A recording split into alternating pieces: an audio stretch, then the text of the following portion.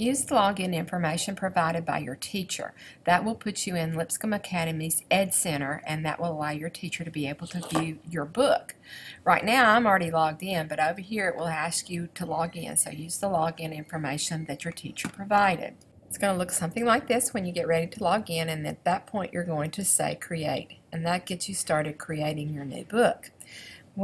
Gives you some options when you get ready to create, gives you some different things here of what the book could look like when you get started, or you can just start from scratch if you prefer to do it that way and just click on the Get Started button.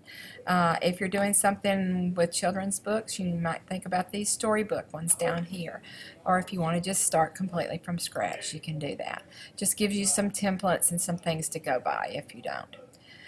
You're also then going to select the book that you want to do.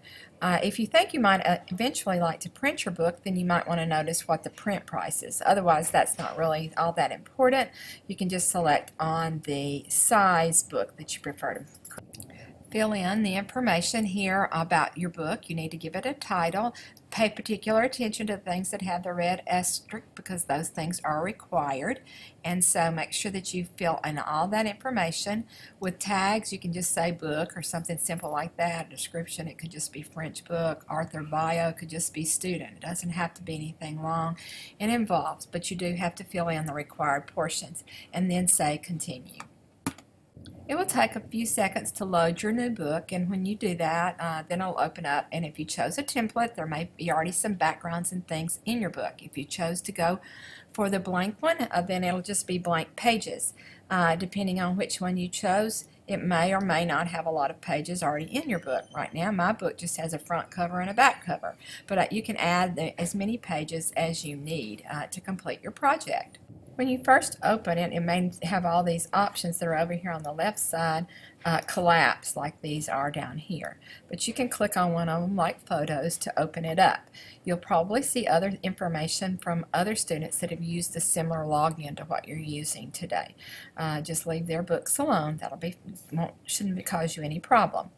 You can do several different things. You can go to the Bookemon library, which actually gives you lots of clip art options that you can look up that would perhaps be appropriate to use to enhance your pages. Or if you're in the B Cloud, you can use a picture that you upload.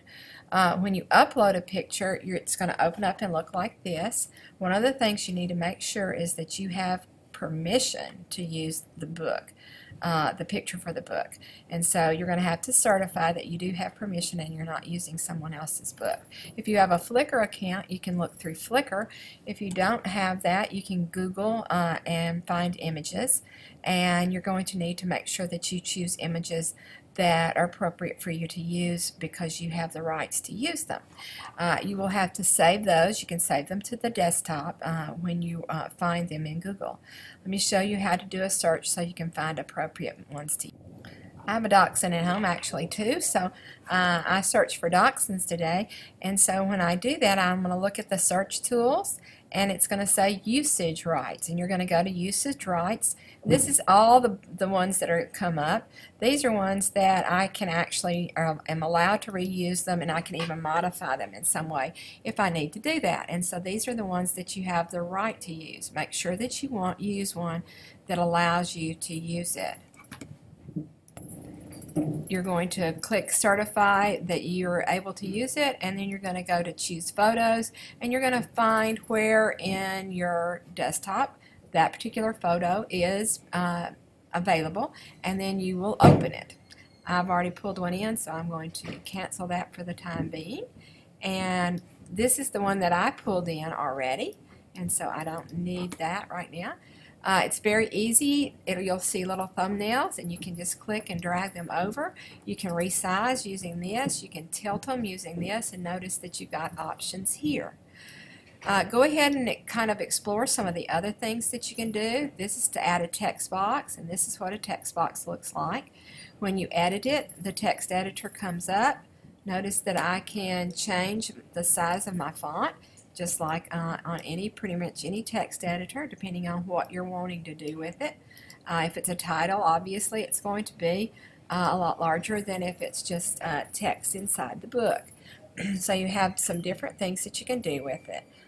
Order has to do with what's going in front and what's behind, if you want to make sure that your text is on top of something. You can add shapes, you can add pages, when you add pages, it can be a blank page or you can add a copyright page, and you'd want to do that if you plan to print it. It allows you to rearrange your pages. You can page number if you want to. You can change the background. There are lots of background images that you can choose from, and you just slide those over. Very easy to make those background changes. You can tell it to apply. If you want it to, the same background on all pages, you can tell it to apply to all pages.